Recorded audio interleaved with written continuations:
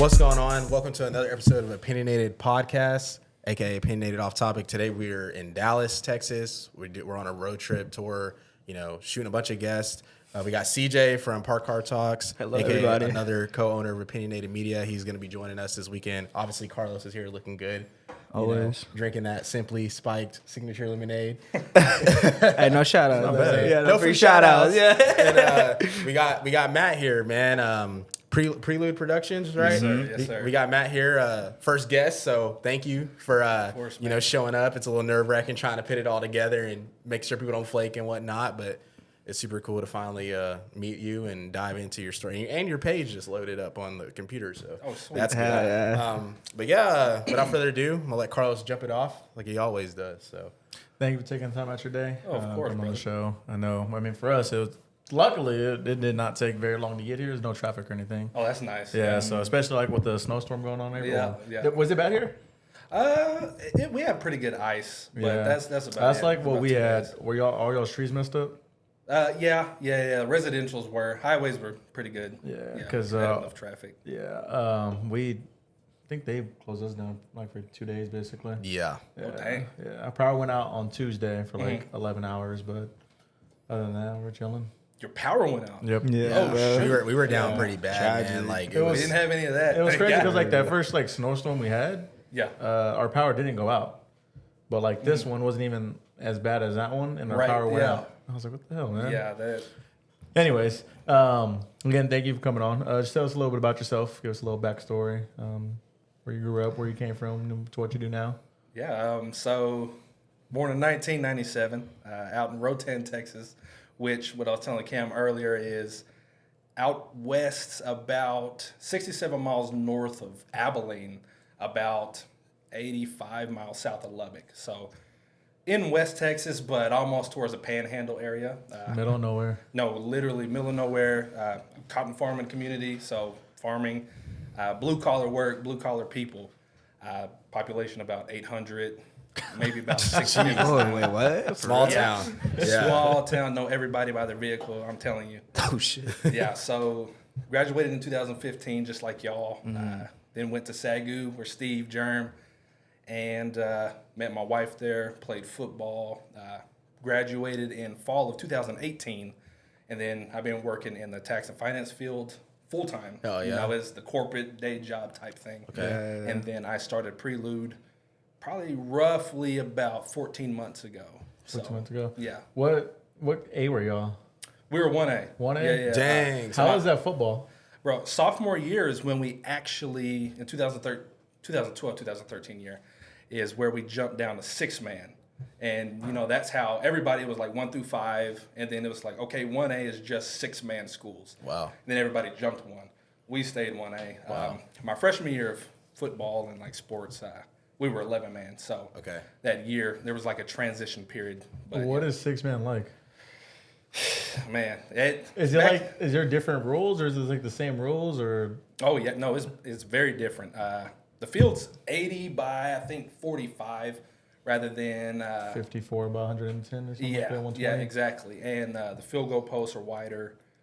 It's 15 yards for a first down instead of 10, and of course there's 6 people on the field. So the quarterback or whomever gets the snap from the center, they cannot cross the line of scrimmage. Wow. So, what we did was we'd have someone take it under center or take a snap and then toss it back to me.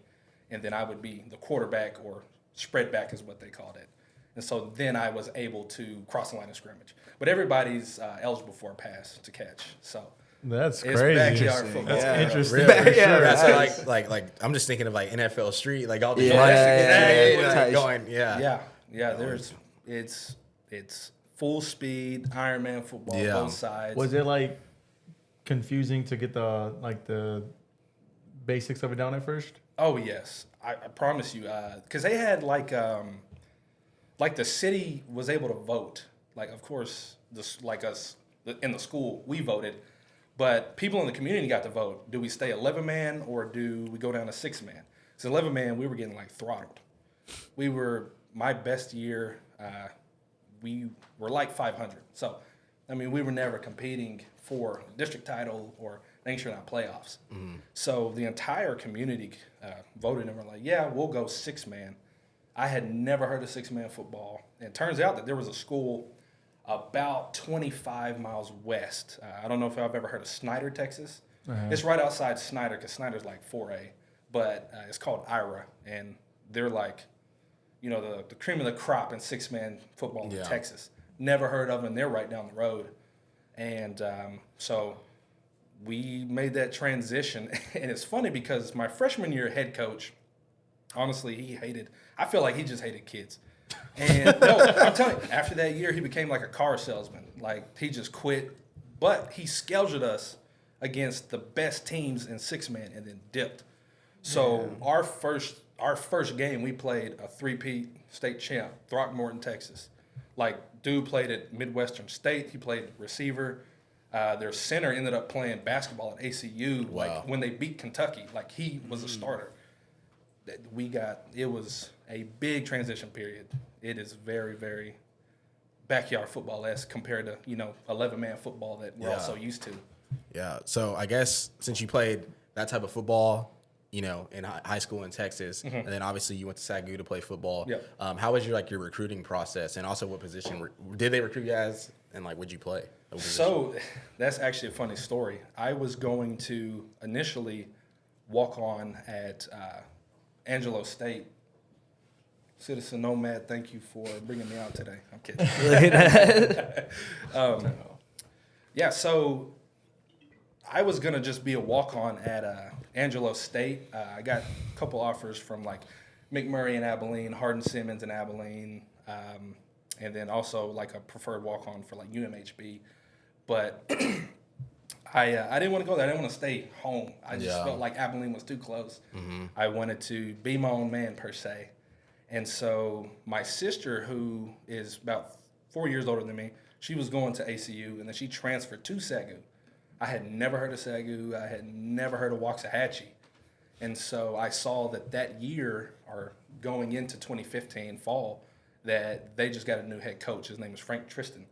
So I shot him an email, shot him my film, and he was like, hey, come take a visit. Took a visit. I mean, it was cool to me. I come from Rotan, so everything's big to me. Oh, I'm in the city. I thought it was the city. Exactly. That's just like a suburb. But so I liked it. I knew my sister was there, so I felt comfortable, and I was away from home. So I was like, yeah, I'll come here and play football. Dope. Oh, yeah. What?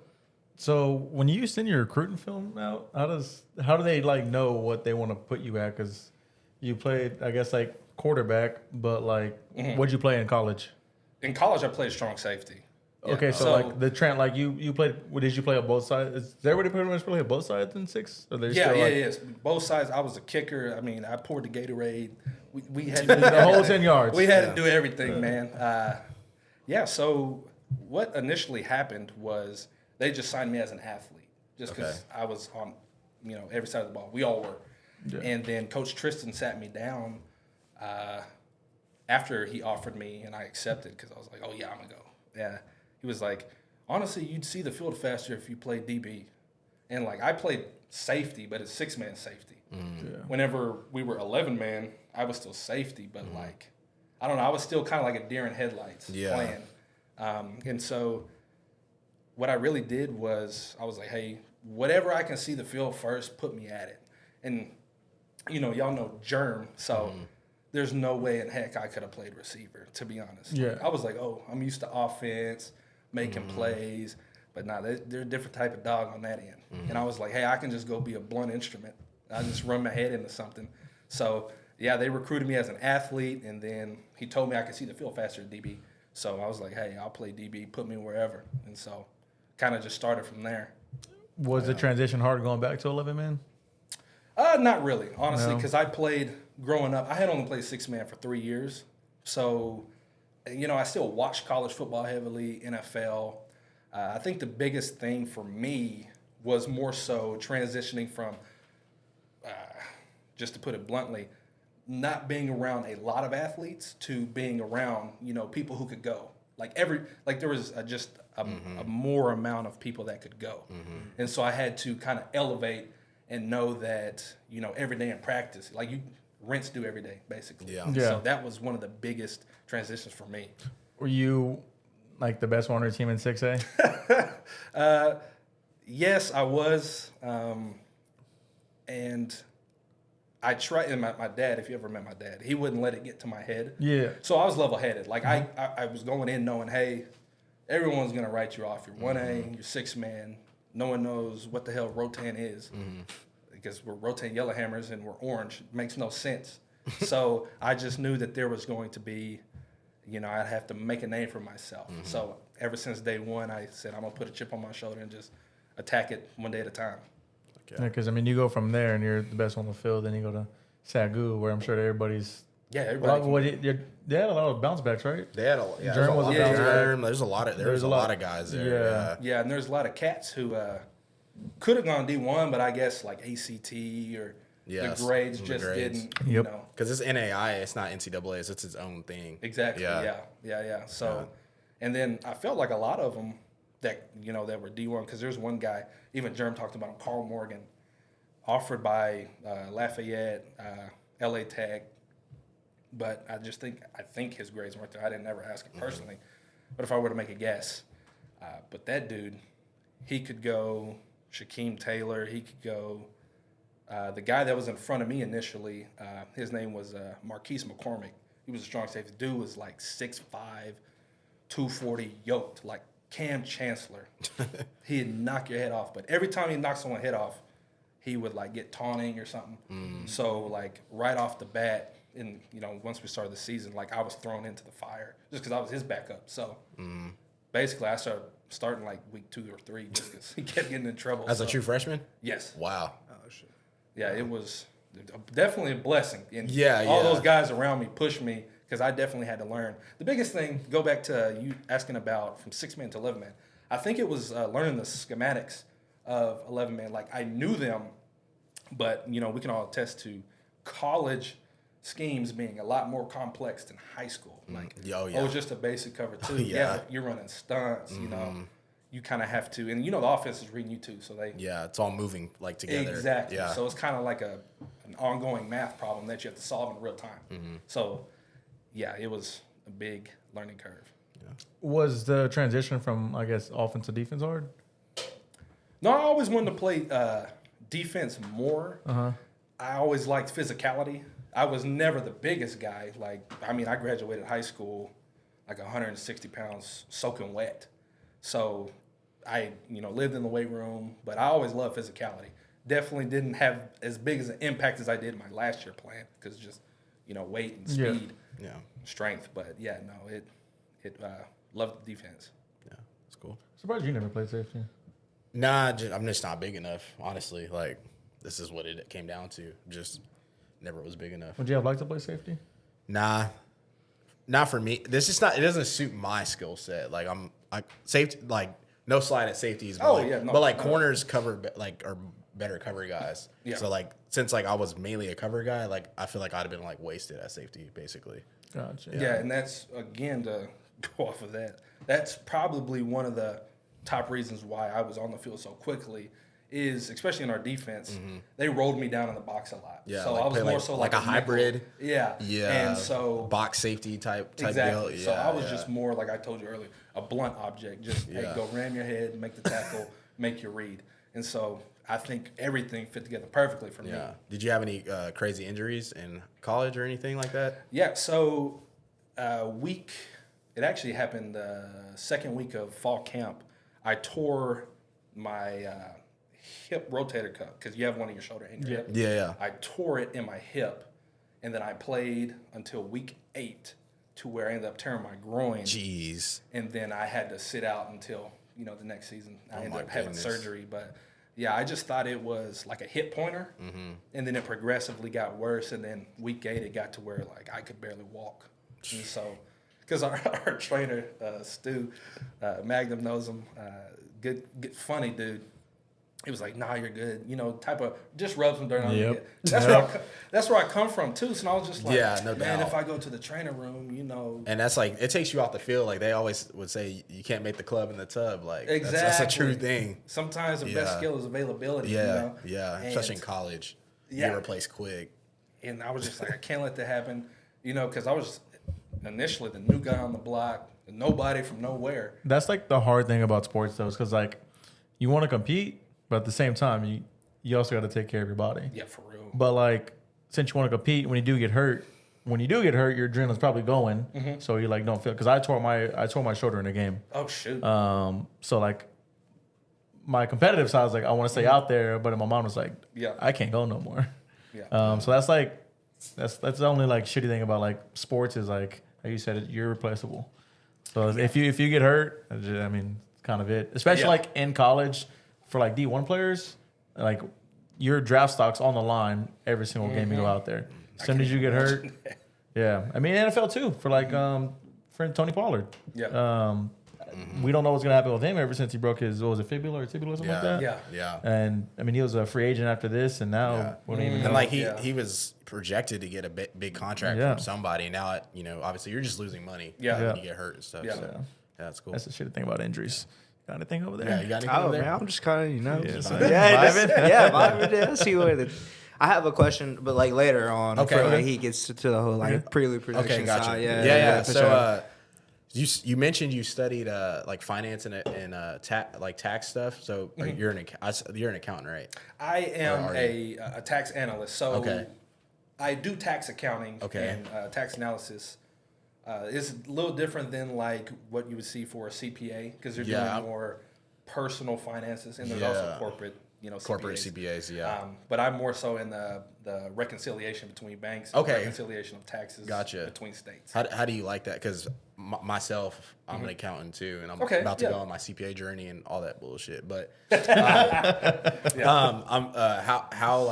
what made you get into that? Because I've always been curious, especially like meeting another athlete that does similar stuff. Like, what was your interest with that? Honestly, I love numbers, and I really feel that I'm very much left-brained, and so an outlet to where I can kind of not have to interact with people, and then just focus on what is there and everything be black and white for me.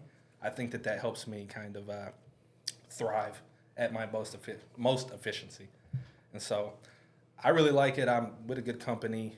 I work from home full time. Oh, hell yeah. And, I kind of get to make my own schedule. Like there's, of course, moving money, you have to, certain banks, time zones. Yeah. No you doubt. have to, get in where you fit in. But for the most part, it's pretty lax. So definitely been blessed by that. Cool. What's the difference between, I guess, y'all two?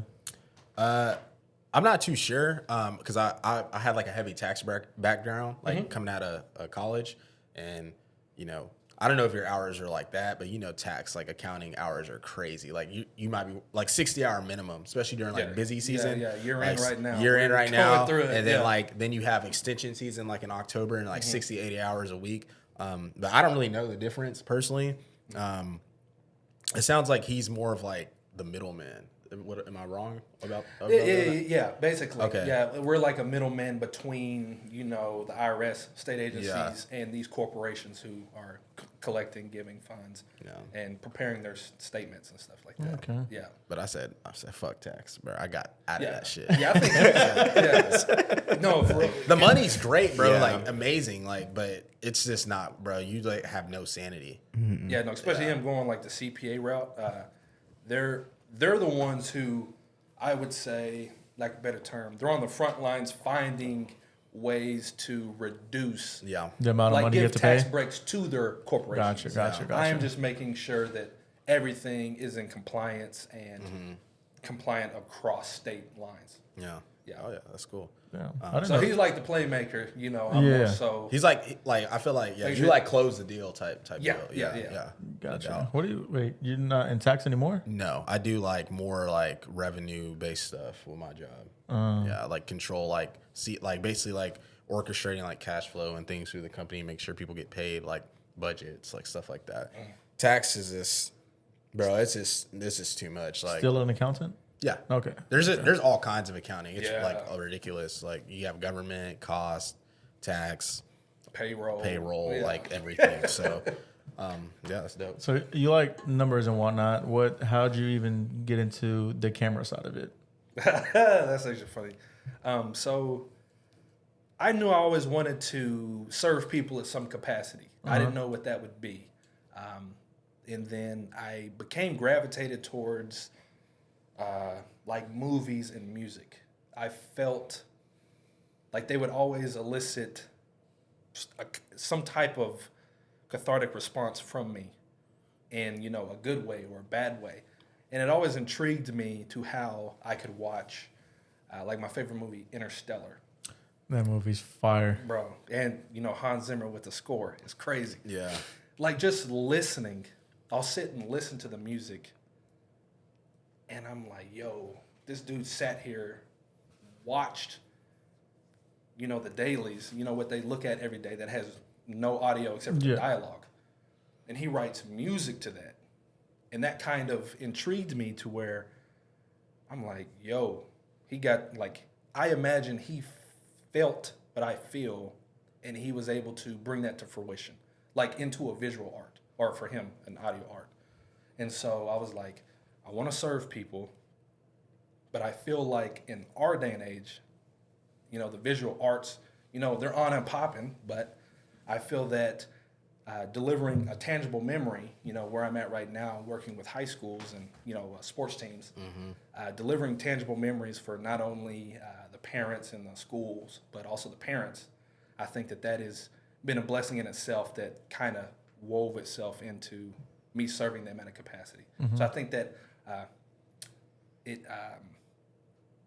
that's a long story short, but yeah, I just really wanted to serve, and in a roundabout way, I found that I like to believe I'm good at what I do, and I was able to serve people and give them, you know, a tangible memory for down the road, you know. Has that always been something that you were interested in too, like filming and like taking pictures and stuff like that? Like prior to, like, obviously you said like movies or music were a big inspiration, but like prior to that, like was there any sign that you're like, oh yeah, I'm gonna pick up a camera and just start recording, or you know how it is? You know, like was that a thought or prior to that, or? Yeah, honestly, whenever I did my first project, which was actually back home, my wife and one of my friends, Eric Wood, they hosted a basketball camp for the kids in the community at one of the local high schools. And, you know, aside from giving back to them in that aspect, I was like, I wanted to tell a story, because I know that a lot of people back home, and how I once felt as an athlete out in the middle of God knows where, you know, I always felt overlooked. And so I was like, you know what? If I could tell the story of, you know, the blue collar nobodies out here and show the actual people that I know, the, you know, salt of the earth people, maybe, you know, more people will notice them. And so it really started from me just trying to help a lot of those kids get exposed, just because I know the process for me wasn't easy. And, you know, being from a 1A, you're really not going to get much looks. Yeah. And it just all came down to storytelling. I wanted to tell the stories of the people that I grew up knowing, the athletes that, you know, were my heroes growing up. And then, you know, the ones that are there now that I'm proud of. I just really wanted to tell their story, to be like, hey, there's definitely a lot of athletic cats getting down out here and everywhere else. But, you know, there's a lot of people, you know, kind of under these rocks that y'all don't really see. So that's really where it kind of came to fruition. Yeah. That's awesome, bro. And it's coming from like, you're doing it for that reason, you know, like, cause obviously, you know, with this whole NIL stuff going on, like it's a business now. And like some people just do it just for the money, and to hear that you're actually doing it because you enjoy it, and you want to have like, these are what these kids are doing on a day-to-day basis. Exactly, like, cause you know, I've been following you and stuff. So it's dope to see like the whole, like, prior, like the spring training and like and like they went to the state playoffs, and so it's dope, bro. To see the progression throughout the season and like how far they've come, and they had athletes there too, so it's crazy, bro. Like about that. Awesome, yeah, for sure. So speaking on CJ, obviously, you know, we've been following the school you covered. We covered Denton Guyer, one of the premier 6A programs in Texas. Talk us through like how you got that gig and just your experience with them. Covering them. It's truly a funny story. because last year I don't know if you've ever heard of Jim Ned High School. It's where Colt McCoy went to high school. 3A, it's right outside Abilene. It's in Tuscola, which they say Jim Ned, but that's nor here nor there. But I followed them last year, and they lost the round right after Thanksgiving. I always forget, but they lost to Brock, which they ended up going to state. And so I was chilling at the crib, and a mutual friend between now my friend Coach Keese, who's the strength and conditioning coordinator at Denton Guyer, his name is Zay Pittman. He graduated from Denton Ryan, and he knew Keese. Not really sure how they knew each other, but they were filming the playoff game. I forget the names of the playoffs because you can tell I haven't been.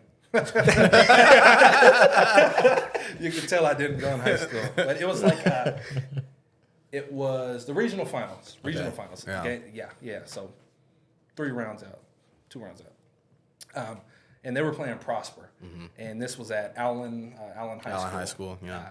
Huge stadium. I'm telling you, when I first laid eyes on it, Crazy. Shit's like a college. that's a like, college stadium. Bro, it's there. insane, bro. And Crazy. Zay like shot me a call, and like Zay and I are cool, but like we don't like. I don't even really text people at all. You can ask Maggie, my dang shit don't answer phone calls, but something. I answered the phone for some reason. I just answered, and he was like, "Hey man, you want to be my second shooter at the Guyer Prosper playoff game?" And like I had only 3A was the biggest I had ever shot before, and I was like, growing up, I followed football. I was like, Denton Guyer, and then of course, I knew who was on the team. Peyton, Jackson, all of them, and I was like, Ryan Yates. Yeah, bro. And there was a wedding I had to go to that Saturday because it was on a Saturday, and I was like, oh my God. So I hit my boy up. I wasn't in the wedding. If I was in the wedding, I'd have went. But I wasn't in the wedding, and I called him, and I was like, hey, bro, I really have like a one-in-a-lifetime opportunity. Like, would you mind if I take it? Because I was like, where I stand with you. And he was like, nah, bro, like, duty first. Like, I would have done the same thing. And I was like, bet. So I was a second shooter that day for Zay in that playoff game. Guyer ended up winning, and then that's when they went to Baylor and played, like, Houston to test the seed or whatever. And I made my video, and then, like, it kind of blew up a little bit, like at least in Guyer's community, because no one knew who I was. And then I started talking with Coach Keese, and he was like, hey, would you come out in the spring? And so I went out this past spring, shot, the entire team. And I tell you what, bro, that first spring game, Magnum was with me. We pull up, and there's like 30 D1 coaches just there. Like Bama, Cal, USC, of course, like UT, Tech, and again, I was like, this is absolutely unreal. Media outlets at practice. Absolutely ridiculous. So I just went out there, made him some content. Like, Coach Keese and I are, like, really close now, and we still text from time to time. And so, like, he's very, like, he wants to, he's not an old head, but he's probably, like, I hope you don't hate me for saying this, he's probably mid to late 30s. And so he sees how viable social media and production is for not only just notoriety, but also how it can help the kids get scholarships. Like some of those cats who aren't going to go D1, but they can still land D2, D3 in AI because that's their lifelong dream. And so we just kept in touch, and then I just kept doing everything that I could to help a lot of those kids out, because honestly, you would think that at that prestigious program, with those cats that can just do unbelievable things, that they would be pretentious, they would be cocky, arrogant, and they get free photos, videos, all the time, like from everybody in the DFW. But they were down to earth, genuine, like call me by my name, yes ma'am, yes, well I'm not a, but, yes sir, yes ma'am, yes sir, no ma'am, no sir, babe, I'm a man. Gotta let them know. For real. But, they're salt to the earth kids. And then in the spring, when I truly found that out, I was like, I have to, like, even if it's free, because everything I had done at that point was free. Like, it's never been about money. It's still not about money for me. I have a day job. I have a career. Yeah. I really just want to see and invest as much as I can into these kids and into their communities to see how I can help, even if it's just a highlight video. Yeah. Or just a game recap, just to see how that can help out. Yeah, dude. Yeah. We just been chilling ever since, and really just getting ready for spring that'll start this April. So Gotcha. So go ahead. Good. So are you basically like, are you exclusively working with Denton Guyer, or are you like helping other high schools out as well? Like, is there any other high schools that you work with?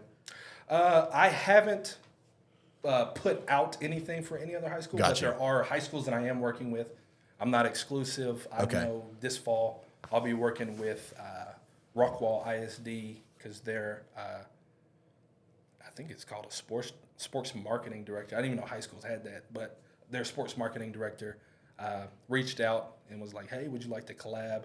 So I think getting into the Rockwall, market as well, and helping them out. But I'm really just open to anything. I just want to tell a story, so it could be that. It could be, someone doing CrossFit.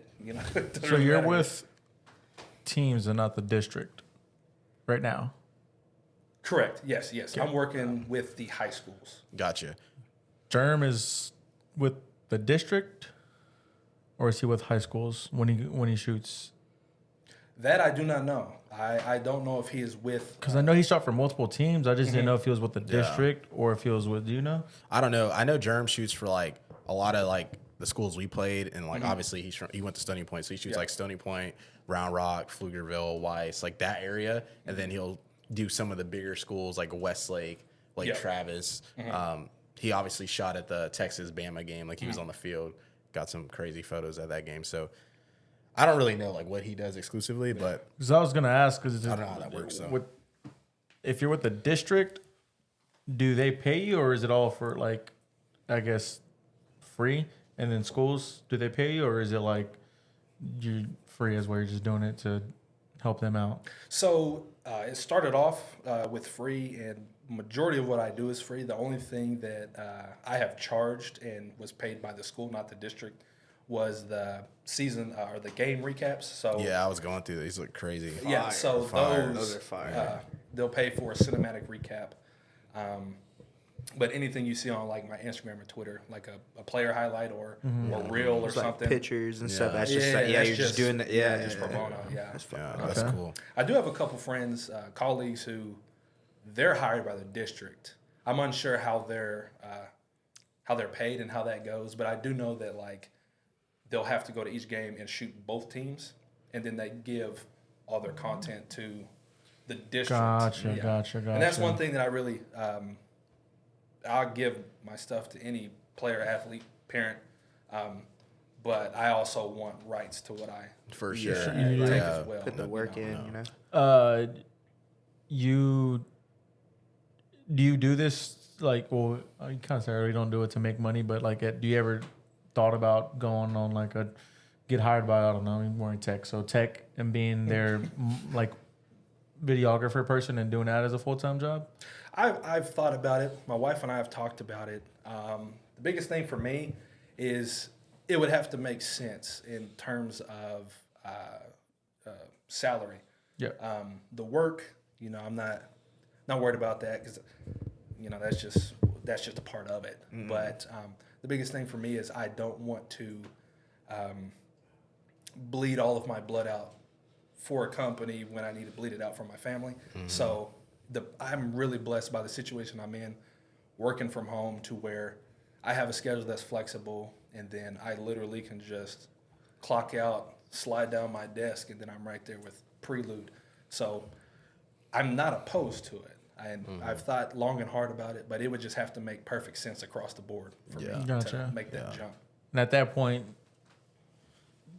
I don't know if you know much about it, but do the people who shoot their content still do both shoot and edit, or do somebody shoot and then somebody else edits it? So they actually have, it's like all hands on deck. So one of my good friends who I've known for years, actually worked with at SAGU, he went to SAGU as well.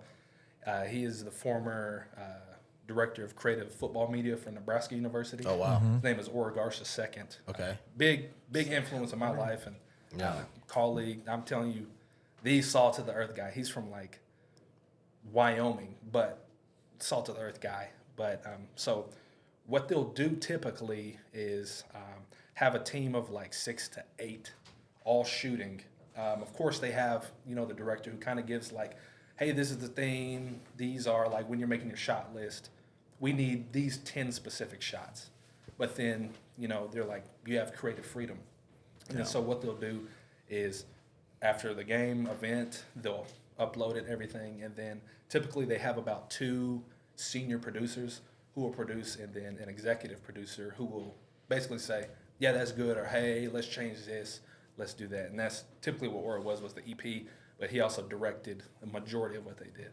That's dope. How hard was it, going back a little bit, how hard was it to get good with the camera and like practice and, because your videos are phenomenal. Like they look really good. The color grade super crazy. Like they look great. So how hard was this learning, like just the process of it all, shooting, editing? How long did that take you? Honestly, bro, I still feel like I don't know what the heck's going on. Kind of like learning. It's a learning. You learn every day. Yeah, for real. And like I feel like after each event, I'm like, bruh, I should have done that, or I should have done this. I should have, But it honestly was truly a trial by fire. I had minimal like a camera experience.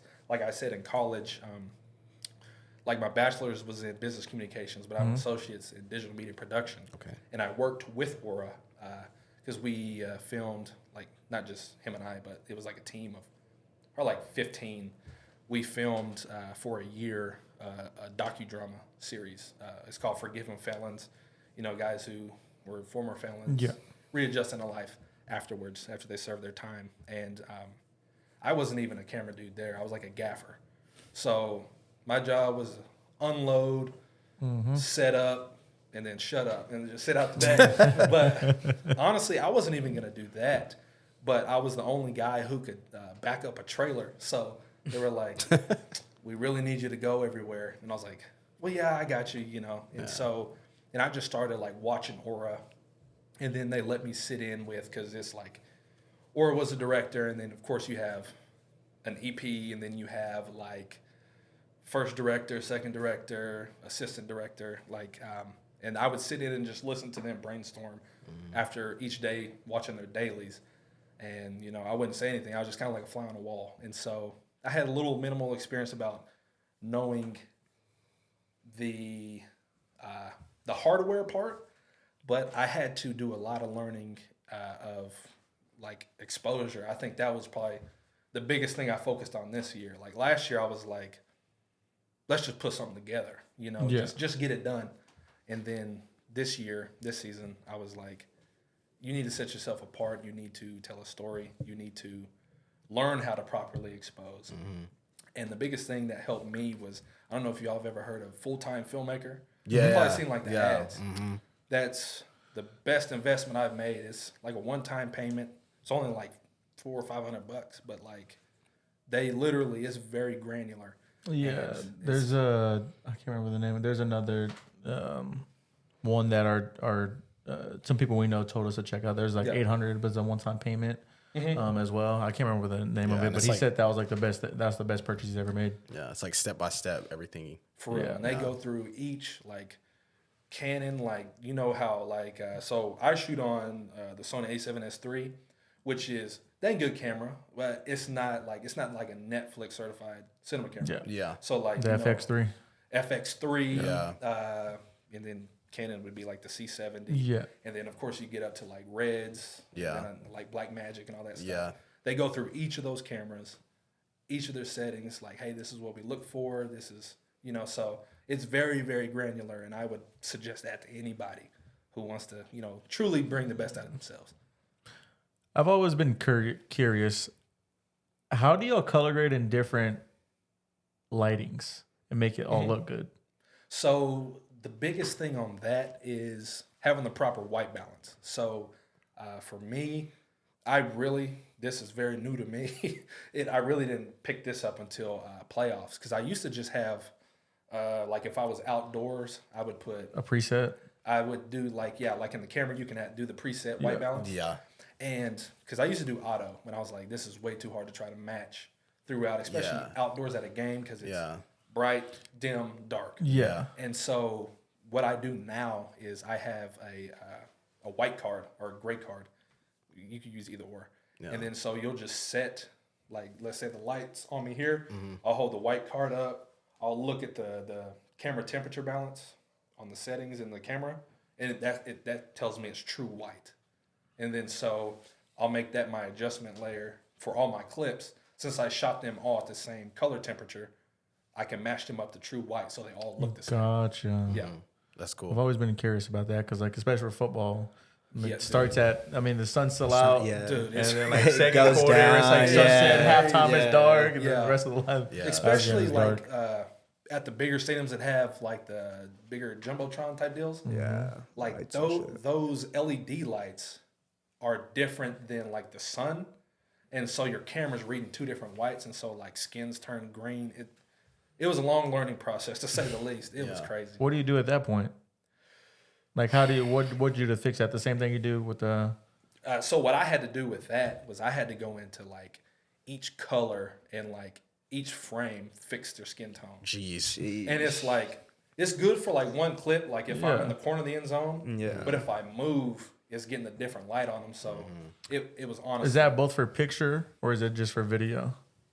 It's pretty much the same. Same? There's a little bit of difference, but honestly, I try to use the same and have used the same ideology for both. Yeah. You do both for the team pictures and videos? Yes, yeah. So actually, about week 6, my wife, because very supportive, my biggest cheerleader, she went to every game, and she's like, she's a former athlete as well, and she's like, if I carry the backpack, can I be on the sideline with you? And I was like, yeah, like I don't care, like if you want to come, like I didn't think anybody would want to just sit there and watch me work. Yeah. But I didn't think that, she's watching football, so it's cool. But then eventually I was like, I sat her down and I was like, I'm gonna be real with you.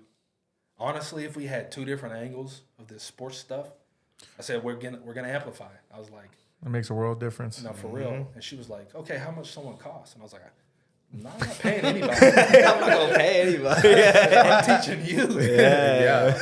And she's like, oh my God, I'm gonna mess something up. And I was like, nah. So It's nerve-wracking. no, for real. Yeah. Like I'm even nervous. I can imagine what she was like, because she knows how. Like I'm very like when I'm in the zone, I'm very locked in. Like even talking to me, like I won't even hear you. Yeah. And so I feel that. Like you hear something and then you say it, but you don't realize what you're saying, and you don't realize what they're saying either. Yeah. But like obviously it makes sense because it all goes together. But I get what you're saying. Yeah. Yeah. So and then she started taking all the pictures. So I would take maybe 3, 4. I taught her what I knew, which still isn't anywhere near enough. And then I also told her, I was like, here's my login for full-time filmmaker. So she's been going through the photography section. Wow. And so dope. we just really been learning on the fly together, and she's brought that photography side up just because it's...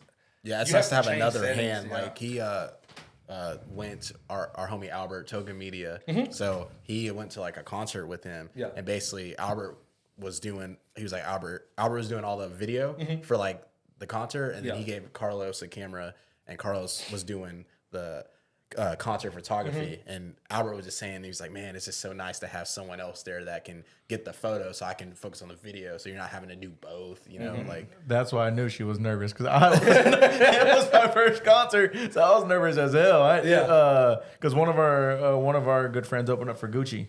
Oh, and shoot. yeah, so I mean, it was my first time, and I didn't want to mess anything up. I don't want to get any bad shots or anything. So I understand where she's coming from, especially with y'all. I mean, they pay y'all for some stuff. I don't know for photos, but like, it's just still your edited, name on the line. Yeah. You know, so obviously you want to make a good name for yourself. So it's nerve wracking. Yeah, for real. It is.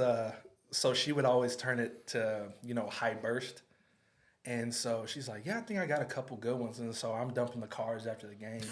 It's like 6,000 photos. I said, damn. I appreciate your efforts, but you can't be shooting that shutter like that. Like if it's a rented camera, hey, shoot the shutter up. But since like we purchased the cameras, definitely, freelance it, but it's gonna be a little mindful. Yeah, yep. Down the road, they're gonna look at that shutter count. Did she shoot raw JPEG, raw, or Yeah, she shoots raw. Yeah, she shoots raw on that time when she first did it? Was she shooting raw?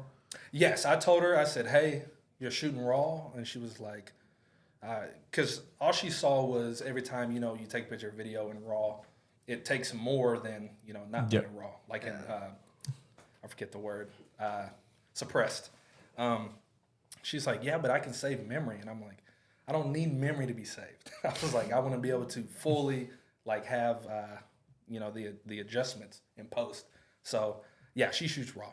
Okay, yeah, because I was shooting raw, and that's once you learn on raw, everything's For real, yeah. easy. I say, hey, just go to the belly of the beast first. Yeah. You can figure out everything else. That's funny because I did the same thing. He wasn't mad that I took all those pictures. Oh, he was like, I can't go through all these pictures. Yeah, for real. He was like, next time, like at most like 600-700. Yeah. Because I think I did 1,200. He was like, next time like 600-700. He was like, you don't need that many pictures. Yeah. Yeah. I understand. Hey. I understand. Because you're like, in both of our mind, like for her and me, is like you don't want to mess up, and you think like shooting all these pictures at once, you're bound to have a good one. Yeah. So in football, when it's fast paced and there's 60 plays per team, that's a lot. That's a lot of snaps. Yeah. So you're just click, and they're just going, running, throwing, anything. Yeah. So I understand what she was thinking. Yeah. No, that was me. Like when I first started doing video, I was videoing people tie their shoes. I was everything. As soon as I set foot out the truck, man, I was recording. Yeah. And then, after I started sifting, because after each game, I like to organize just so, hey, XYZ gets signed. I can go back into my master project and be like, grab all their clips, their highlights or whatever. I was like, dude, I just waste so much. So now, I kind of have a game plan of what I'm going to do when I get in. So it's just, and that just takes reps. And then that's why, like here now, she's, on the other end of it to where she knows what she's looking for. Typically, like once it was playoffs and they started going to like the Star in Frisco or whatever it was, or if there was a theme, like whenever they played Highland Park, there was like people on social media, like media outlets and like parents trash talking each other. So it was like, hey, our theme is to get like a shot list for pictures. Yeah. Got you. So you just have that going in, and then everything else, you just feel it. What does she shoot on? She shoots on the A7S III as well. Both of y'all shoot on the same camera? Yes, sir. Oh, that's easy. Oh, yeah, for real. Yeah, because I was like, I'm not trying to match it and whatnot. Match it up. Yeah. Because Albert, our videographer, he shot on, I want to say an A6400 on a concert, and then a Canon, and then his A7 III. And he had to match all that. Yeah.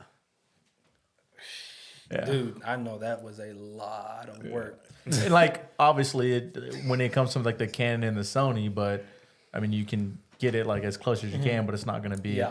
But to like the normal person, they don't notice it. No, for real. They don't. But like when you're doing it, it's like, fuck, man, I just want to get this like as close as I can. Yeah. But at the end of the day, they're not going to notice it. Yeah. And that's just how we are. We're just like, I got to get this close. Especially if you do like you're in the weeds and you're really doing it, and then like you see like how it looks when you do it right, then you don't do it right another time. You're like, damn, bro, I can't like be that inconsistent with my projects. You got to like either have it the same or elevate every time. I feel like so you just get more and more like meticulous of like what you're doing. Yeah, and like I was saying, like it's your name on the line and it's your name on the project. So like you're gonna care about it that much more because it's your name. Exactly. Yeah, and what you're talking about, there's a game that I have on YouTube and like all my channels and stuff. It's Denton Guyer in Highland Park, and going back now watching it, that's when it was in the Star, like it was indoors, so it was like fake lights, like LEDs, and then I had it on auto. I forgot to change it to indoor light. So like there's some to where the clips are true white, and then they're green, some are yellow, and some are like magenta. Yeah, and I'm like looking back now, and I'm just like, God, I have to, because I saw the project, so I'm like, I need to go recolor grade it and. Blah, blah, blah. Do you have a certain turnaround rate you have to do it by? Yes. So typically, at the beginning of the season, they shot on Thursdays. I would have the video out by Tuesday. But once they started playing on Fridays and the playoffs, Fridays or Saturdays, I would do Wednesday or Thursday. So I think that would be 6 days, But, 5 days? Yeah, about 5 days. Turn around. Yeah. And how much time were you spending on working on that throughout those days? Is it like 5 hours every day, 2 hours a day? Shoot. So let's say it's a Friday game. I get home. I dump the footage. Then I have to get I have to get the graphic out, and then I have to get about 10 good photos that I have, because I have I call it the cinematic package for them, but it's just like 10 marketable photos for the program. So I dump the footage, and then I'll get 10 photos, and then I'll organize my footage, like color code it and put it in certain sequences and everything. And that takes me I'd say about 3 hours for that, but I often get caught up looking through all the photos or looking through all the clips. Like if because something dope happened every week. With those for two. sure. I mean, with those scenes, it's especially bound to happen. Yeah. You probably get caught up just watching Yeah. it. So I'll just color grade one clip just to be like, oh, this is gonna look dope or something. I get caught up, so it could drag on. But I say about 3 hours if I were to just do the project itself. Okay, that's not too bad. Yeah, I mean, because you're there shooting it, so you're working, so you don't really you're watching the game, but you're not watching the game. Yeah. So when you go back and watch it, damn, I didn't even realize this happened. For real, and there's sometimes, oh my dude, I promise you, there's sometimes that something dope happens, but because they're high tempo. I'm telling you, as soon as the ball's back in the spot, they're hiking it. Jackson and them they were marching down the field for real, and it'd be like a 30-second play, like someone bust loose, end it, and then you know how it reads to your card. Yeah, and it's then reading, I would press record again, and then sometimes it wouldn't. It wouldn't. Yeah. And then so when an actual touchdown or something happened, and I would end the clip, it'd really start recording. So in post-production, I'd be looking. I'm like, where's that freaking play? And then all I see is everyone celebrating, and then them go sit down, and then my camera just. And I'm like, dude. That's tough. Yeah. Still a lot of growing pains. That's It's part of it though, Yeah. So going into you shoot for Denton Guyer, we were talking about, how has it hit you that you're watching future NFL prospects and stuff I don't know, I'm not a big football guy, and so I moved in with them, and they've kind of showed me them watching high school recruits and reacting to highlights and stuff. It's kind of crazy to think that these are going to be the kids that are 5-10 years from now are probably going to be in the league running stuff up, and you being at such a prestigious school, has that hit you that you're recording, you're kind of recording them at a moment in time where they're trying to still prove themselves, and so has that hit you yet, or? And the thing is initially whenever I would shoot spring camp or summer camp, and then fall camp, just seeing these cats in the weight room, 17, moving crazy weight, and everything is very. I mean, you played in college as well, so when you're in the weight room, it's like a machine. There's no deliberation after, this is what we're going through today, and then as soon as that buzzer sounds, it's war mode. Yeah, just work. And to see, 14, 15, 16-year-olds in there doing that, there's, I don't know, probably 100-something players or whatever. Yeah. And even from the D1 cats down to cats who are just playing high school, it's that same intensity. So initially, it was unreal to understand, because I've never really been around those caliber of athletes. And so, especially coming from a small town, if you just see the weight room, it's day and night, right? Yeah. Mine has the same mat from when I was in junior high. I went to the weight room the last time I was back home. They still have the same mat from when I was in school.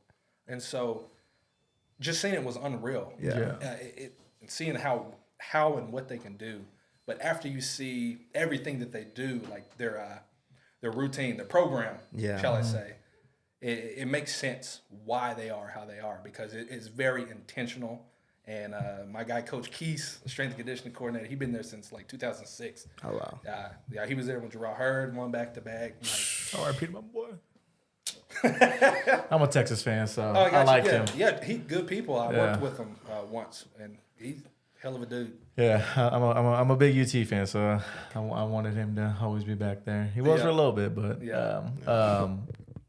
that I mean, I was telling him yesterday because he sent me a tweet of like Tyreek Hill, the guy at South Carolina. South Carolina just got the #1 athlete, Nicholas Harbor, like 6'5", but he's just as fast as Tyreek Hill. Yeah, and coming out of high school. Yeah, and I told him, I was like, I kind of don't want my kids playing football because like I'm a small dude, and if whoever I have kids with, but kids are probably gonna be small.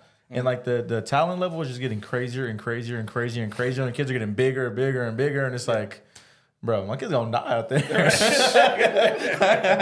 There ain't gonna be no 6'5", 300 moving like that. Like For real, they're gonna be small as hell. bro. Like the talent level is just getting ridiculous through all sports, really.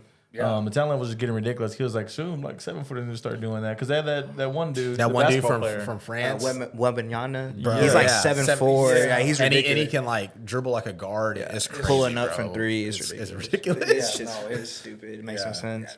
It's like these kids are being made in petri dishes. Dead ass, bro. It's crazy. It's crazy. I mean, it has to do with some of it has to do like obviously the technology we have to grasp a day from like training and whatnot. But like, I mean, genes are just feel like just getting better. For real, yeah. Yeah, absolutely. Because I gotta only imagine like seeing Samaje in the weight room, and Bro, there's probably like Samaje been the same size since High school, Crazy. yeah, it's crazy. He was that size in high school? Yeah, Bro, he yeah, was yeah, massive. bro. Yeah. Yeah, it was. That's why they were good. Yeah, he was running shit for like 4 years. Yeah. It's But like crazy.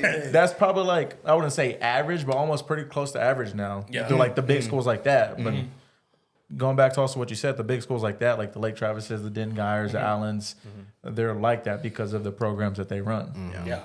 Like it's strict. Yeah. It's like almost like a college. It's like a college. I mean, my brother, he didn't play in college, but me and him would be going through like, because he played corner too at Lake Travis, and me and him would be going through like defense and stuff because they ran the same defense Fort Lewis ran, and he literally knew what I knew. Yeah. And like when I was in high school, it was just like man coverage, cover 4, cover 3. That's it. Yeah. So it's like when I got to college, and like it's just like such a learning curve if you don't go to like. And we went to people consider like Pflugerville like all time is like a good football school. So not now, but like not recently. but like historically, it's a good hot spot. Yeah, I got Westlake and LT right there. I know, and like So Pflugerville much used to be talent. like that school in Austin. So just going from that to college, it was such a big jump. One last question for me. Well, two, I guess they're like together, but how good do you think Jackson Arnold should be the best? Do you think he's the best quarterback in the country? And how good is Peyton Bowen?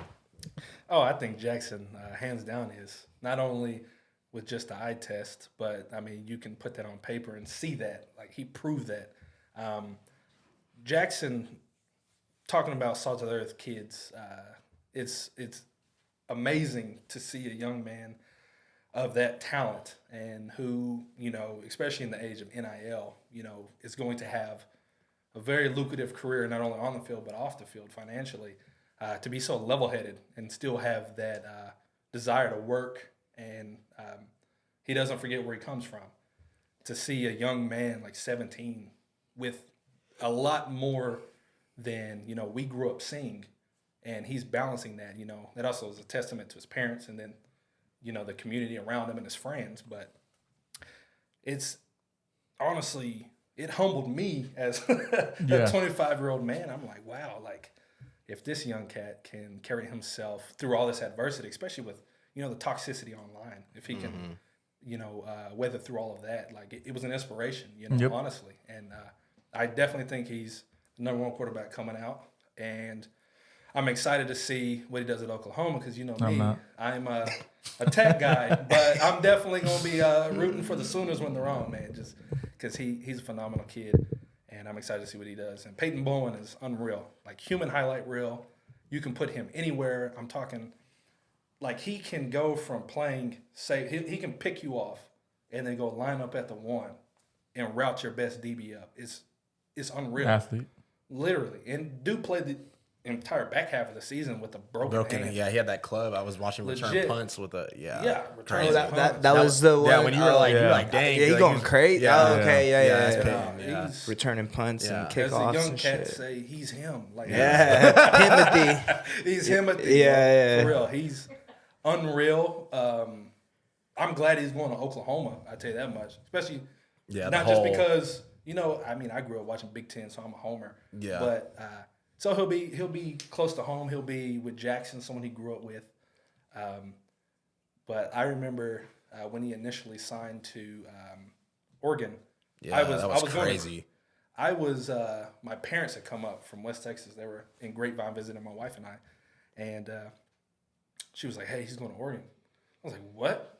Like, I didn't even, like, I never engaged in, like, a conversation with him or nothing. Like, or even with the coaching staff. I didn't ask. I was like, it's not my place. Yeah. You know? I was just like, hey, go where you want to go. Yeah. You know? But I knew, I just freaking knew, dude, that something just wasn't right. And then I was going to Kroger the next day. I was with my dad. I was getting like stuff for dinner. And Lexi calls me and she's like, he flipped to OU. Dude, I got so fired up because that is one of the greatest young men I've met, like, and been able to build somewhat of a relationship. You know, I'm not gonna get on here and act like like he'd be like, hey, what's up, Matt? You know, but he's real genuine, always been genuine, and I've never seen anybody flip a switch like him, like on the field. Like he will like suplex you, and then like after the game, yes sir, how you doing? I appreciate you coming. It means a lot to us. Blah blah blah. Shows you a lot. It tells you a lot about their family. Oh, for real. Yeah. It's and then y'all know about his brother. Yeah. Eli. Yeah. I hope we get him too. Yeah. Insane. Yeah. If he go, bro. He was a district MVP and he was the younger. Yeah. And the thing is, dude, is like, I don't think they've released All-State. So I'm not telling you that he's All-State because I don't know. Yeah. But dude was hurt in the first week of playoffs. Like he broke his collarbone because they put him at slot, ran like a reverse. He got the first, and then like big dude just fell on him, felt awkward. Yeah.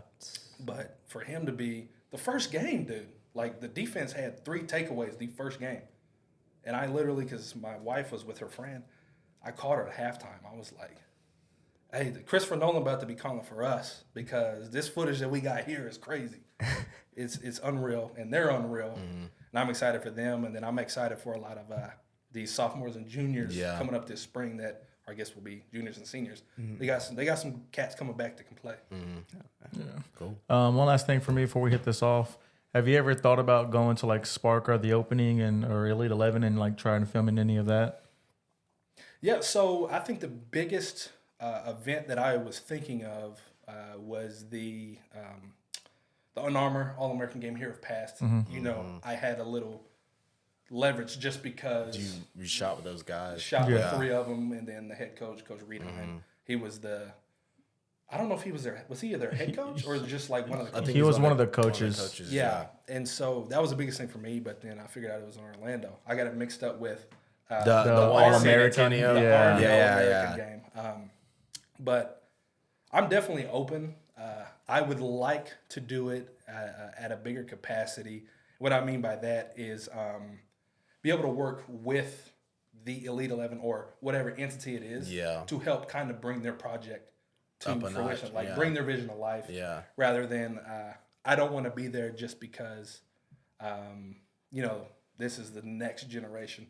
Like that doesn't respect them, but that doesn't mean much to me. Like I want to help it, bring that vision to life, if that makes sense. Gotcha. Cool. Again, thank you coming on. It was a pleasure. I could talk all day about this, especially. I mean, we didn't even get to jump into the NIL and what you think about that or any of that stuff. So it was a pleasure having you on. I appreciate you taking time out your day. They can find you everywhere at Prelude Production on all socials. Instagram, Prelude Production. Website, preludeproduction.org. Twitter is Prelude Product 1. Okay. I didn't set that up. Shout out Lex. I don't know why she did that. But, shout out though. and yeah, that's just YouTube. And then Facebook is just Prelude Production. YouTube Prelude Production. Yes, Yeah, YouTube cool, Prelude Productions. Gotcha. Cool. Yeah, you'll see more stuff on Instagram. I post a lot more. Going crazy. Yeah. Well, Go ahead both with that y'all are follow. very talented, and I always look forward to seeing y'all stuff come out. Yeah, it's So it's very exciting, and it's always nice to see young recruits or just young people playing football. So it's I like what y'all are doing. Yeah, I appreciate that, man. It means a lot. Of course. You got anything before we hit this off? Nah, thank you, man. We've been talking for a while and just, keeping up with your stuff, and just thank you for working with us, being the first guest, and, setting the weekend off right. So it's cool. Hey, anything I can do, just give me a shout, man. Yeah. Yes, Yes, sir. sir. You got anything? Oh man, appreciate it. Finally, great to meet you in person. We've been in contact over Instagram and stuff, so it's just cool to see you in person, see the face behind Prelude Productions, because you've been doing your thing, bro. I like what you have been doing. Like, I didn't even know you personally until just right now. So it's awesome seeing just someone trying to be creative, and you're doing it for a good purpose too. It's not you're just trying to take advantage of the situation, So you're it's going from a place of like you actually caring about these kids and trying to give them exposure. So it's awesome, bro. Appreciate you coming on for real. Yeah, anytime, big dog. Yeah. Appreciate it. Y'all like good high school talent, go check out his page. Big things coming in the future, I'm sure. But y'all know where to find him. Go show him some love. But that'll do it from boys over here at Opinionated. We'll catch y'all guys next time. Peace.